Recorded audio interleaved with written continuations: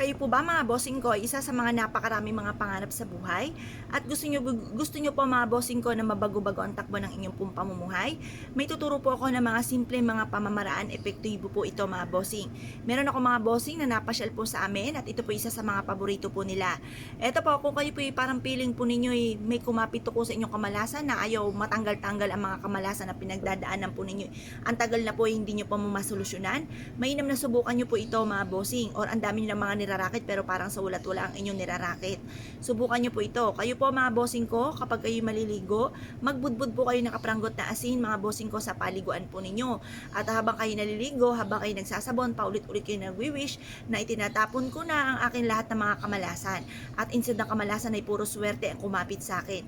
Mag-wish na po kayo na mula sa inyo pong puso, taimtim na panalangin. Walang imposible mga bossing, makakamtan nyo po lahat ng mga pangarap po ninyo. Basta kayo po ay maging positibo lang sa buhay. Ngayon po mga bossing, kung kayo po naniniwala at nais po itong gawin, subukan nyo po ito. Araw-araw nyo po ito mga bossing kung first time nyo po itong nagawa mga bossing. Hanggang sa mapansin po ninyo na parang lagi naman kayong iniaadya kung saan lagi kayo ay suswertihin. Mapapasin nyo mga bossing ko kung puro kamalasan, marireverse naman ang mga magaganap. Instead na kamalasan ay puro swerte ang darating po sa buhay po ninyo mga bossing. Subukan nyo po ito, proven po ito na napakaswerte. Ang gagawin nyo lamang po mga bossing ko, pagtapos nyo pong maligo sa unang pagpapaligo po ninyo, huwag muna kayo magtutuyo ng tuwalya, hayaan nyo muna na matuyo ang tubig na may konting asin sa inyo pong katawan mga bossing. At pagkatapos, manalangin ka ng taimtim, humarap sa may silangan na kiniklaim ko na ang swerte.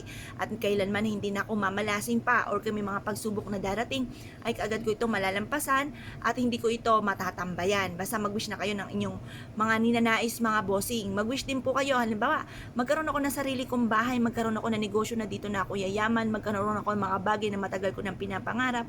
At kung ano man mga pagsubok ko sa ngayon, ito po ay kaagad ko masusolusyonan. Tapos mag-wish na kayo kayo po ay gumaling sa inyong karamdaman, kayo po ay malayo sa mga toxic sa buhay po ninyo, nape-pressure po kayo sa mga taong nakapaligid sa inyo, na kayo po ay sinisiraan or chinichismis or sobrang inggit po sa inyo, yung mga ganong sitwasyon mga bossing, mag-wish ka na mula sa inyo pong puso.